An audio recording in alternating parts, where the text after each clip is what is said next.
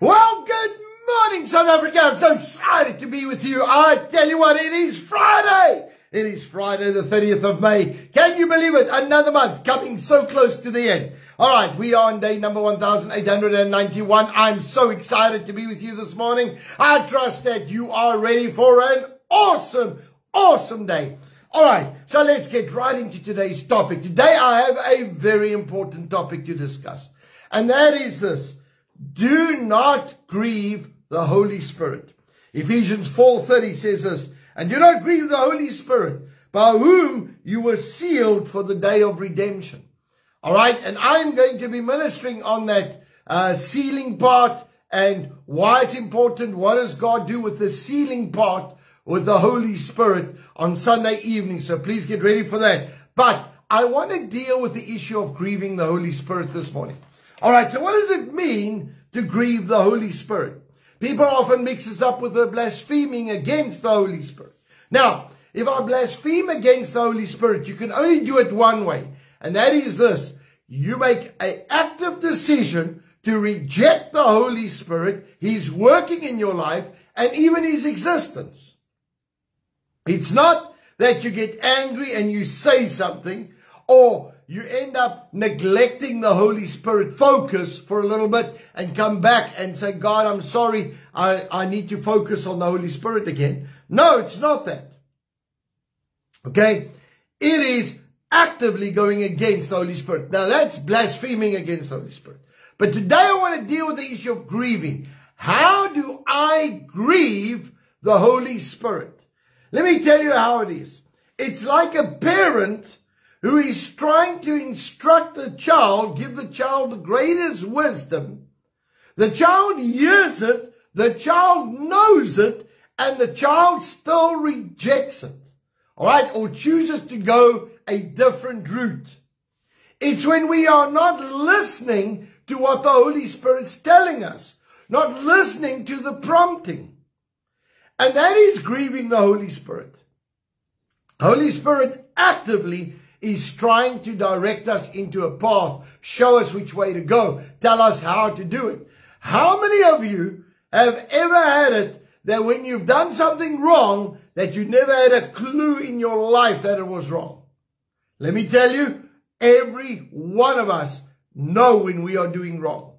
Now what is that? That's the Holy Spirit prompting us on these things. Now, we need to know that when you are born again, that the Holy Spirit is so active in your life. Now, why is the Holy Spirit active in your life? To help you become the person that Christ intended you to be. That's the purpose for the Holy Spirit operating and working in your life. Now, what happens is this: we can choose life and we can choose death. The Holy Spirit will always lead you to life and prosperity.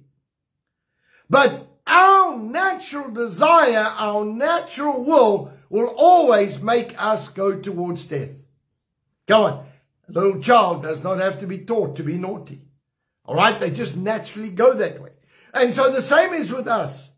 We naturally will try and go against the Holy Spirit leading. And so we need to be aware, every time we go against the Holy Spirit leading, we are going against the Holy Spirit. We are grieving the Holy Spirit in our lives. We are restricting His work in our lives. So this morning I want to challenge us. Come on.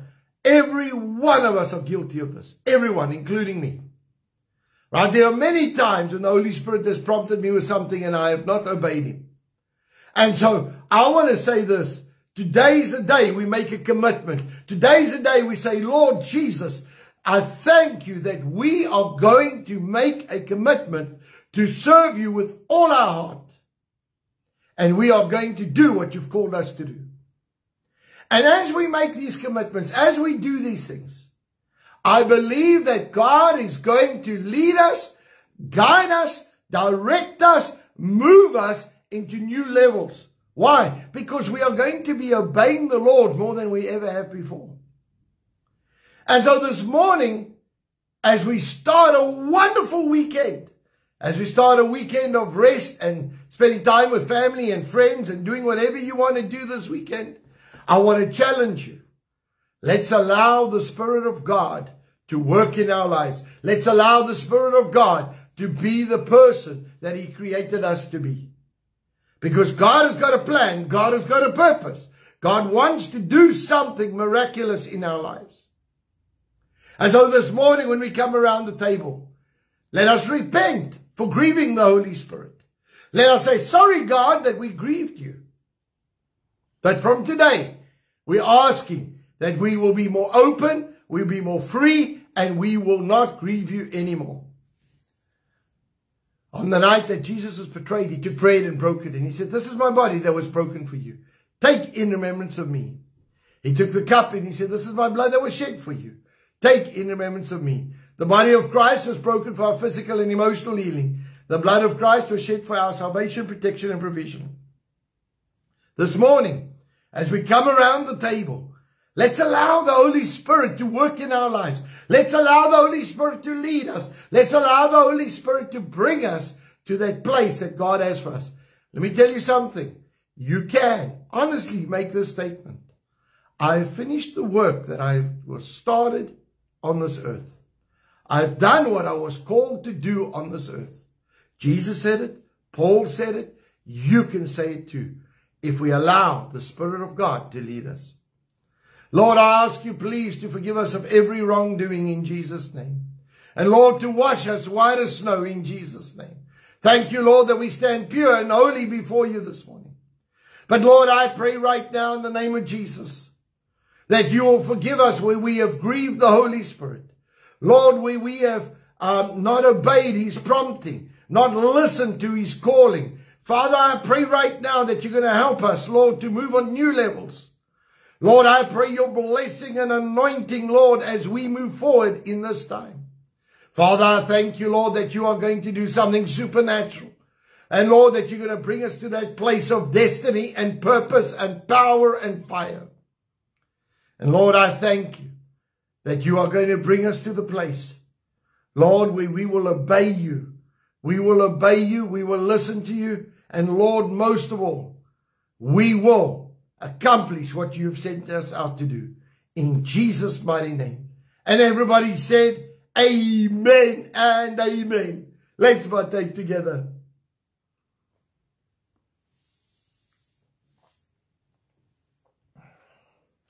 Lord, right now in the name of Jesus, we come before you. And Lord, I thank you for your word. I thank you, Lord, that you are moving by your Spirit in our lives. Lord, I pray right now that you are going to do something supernatural for each one of us. Lord, that we are not going to be the same again. And Lord, that we are going to do what you've told us to do. And Lord, that we are going to be obedient in the name of Jesus. And I thank you, Lord, that as we lay hands on our physical bodies, we command every symptom of sickness to go. Thank you, Lord, that we are healed from the top of our heads to the bottom of our feet. In Jesus' mighty name. And everybody said, amen and amen. Well, folks, I'm just so excited about what God is doing and going to do for all of us in Jesus' name. Amen. So, I want to let you know that I think it's in 2 weeks' time. All right, 2 to 3 weeks time. I can't remember the dates now. I've just left them on my desk. All right, I'm going to be going Friday evening. I'm going to Brits, and Saturday morning I'm going to be in Pretoria. So please go and book your spot. Please go to fathersheart.co.za. It's already up there. Go and book your spot so that we know how many people that we are looking at. Literally just for logistics and catering purposes. But please, let's get together. We have got an incredible thing starting out. All right. I'm going to be laying hands on everybody. Every one of our teams that come to your area, we are going to be praying for you. We are going to be laying hands on you. We're going to be ministering to you. We're going to be releasing the power and the anointing of God over you, because God is about ready to get us equipped. This is a season for us to prepare for what's coming. There's something coming that is massive. All right. And there's something big coming for our nation. But we have to have the people ready for it. We have to be ready for this next season. And God is preparing us. God is getting us ready. God is getting us to the place where we could see the power and the anointing and the glory of God be made manifest wherever we go. But we have to get ready for it in the name of Jesus. All right, so please come and join us wherever we are. We're going to be laying hands. And then also, the fire conference in October is an incredibly important time. Right? That's where we're going to be focusing on the Holy Spirit, the power of the Holy Spirit, the working of the Holy Spirit, the equipping and then empowering of the Holy Spirit in our lives. It's a time when we come into unity. It's a time when we come into, like they did, in one accord. And the power of God just saturate us. And we're going to be purposefully asking God to saturate us, fill us up. So this fire conference is saturation time. All right, we are going to focus on God saturating us under the anointing. Remember this, it's the anointing of God that breaks the yoke of bondage. It's the power of God that breaks these yokes off your life. Right? If you really want to have an encounter with God, I want you to even book your spot there now already. You could go to fathersheart.co.za and go and book your spot. All right, we've got 300 people on site that you can sleep on site. So get ready for that. Right. Then we are going to continually pray for our nation. There is a lot happening and the pressure has been put on our nation. This next season is going to be a bit of a pressure cooker season until the change comes. So get ready for it. We need to stand fast. We need to stand firm. We need to be calling on God, releasing the power of God in Jesus' name. I want to challenge every believer. Listen. Please listen to my Sunday service on Sunday. All right, Sunday night, I'm going to be dealing with the elements of God sealing us, Jesus Christ sealing us.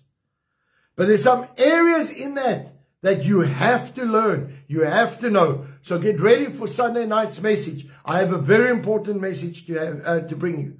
And you are going to see why it is important for us to pray. Why it's important for us to stand. Why it's important for us to declare what we need to declare over this nation. Because there's some very big things coming for this nation. But there's going to be some challenges before we get the breakthrough. All right? And we need to be ready for those challenges. And we need to restrict the evil work while those challenges are on. All right? Because whenever there's a challenge, people start going to the demonic to try and keep the power. And when God speaks, no matter what you try, it's not going to happen. But it's not going to be easy unless the church is praying and standing together. So I have a message for South Africa. Let's stand together. Let's push through this grey season, this grey water, until we get to the victory that Christ has for us. In Jesus' name. Amen. All right. So let's pray. And then I want to remind you that it's Friday. I'm still busy with the book of Revelation. So please watch those sessions. It's always good to know what's happening. Let's pray. Father, right now in the name of Jesus, we come before you. I release the anointing of God over South Africa.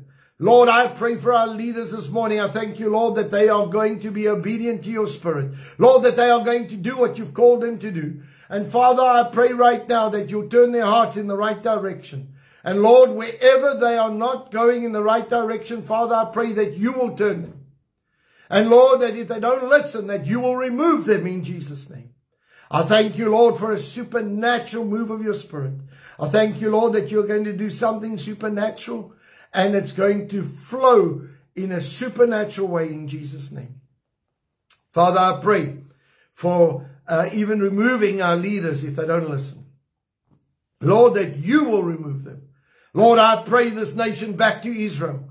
Pray that every single person's heart will go back to Israel. We'll be united back with Israel. The flow and the power will be back to Israel in Jesus' name. Lord, right now I pray that you are going to do something supernatural and spectacular in and through each and every one of us.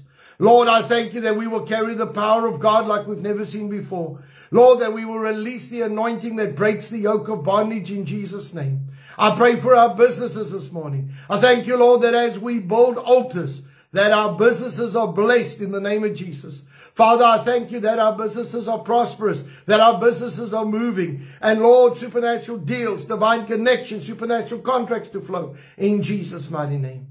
I thank you, Lord, that our businesses are going to see the power of God move in them. Lord, unexplained deals, unexplained prosperity, unexplained favor in Jesus' name. Lord, I pray that you're going to bring us to the place of total blessing in Jesus' name. I come against any form of debt. Lord, I thank you that supernaturally there will be debt cancellation around us. Lord, that we will stand debt-free in Jesus' mighty name. Father, I pray right now that you're going to do something supernatural for each and every one of us. And Lord, that we will be obedient to your Spirit, that we will not grieve your Spirit. Lord, that we will be obedient and we will speak life, we will speak blessing, and we will restrict any evil agenda in the name of Jesus Christ. We pray for the peace of Jerusalem and the blessing of Israel. And we thank you, Lord, that this will come to an end quickly. In Jesus' mighty name. And everybody said, amen and amen. All right, folks, let's get to our declaration this morning. In Jesus' name, I declare by faith that I walk in divine favor. I have preferential treatment. I have supernatural increase. I have restoration. I have increased assets. I have great victories. I have recognition. I have prominence. I have petitions granted. I have policies and rules changed. I have battles won that I did not have to fight. All because of the blessing and the favor of God on my life.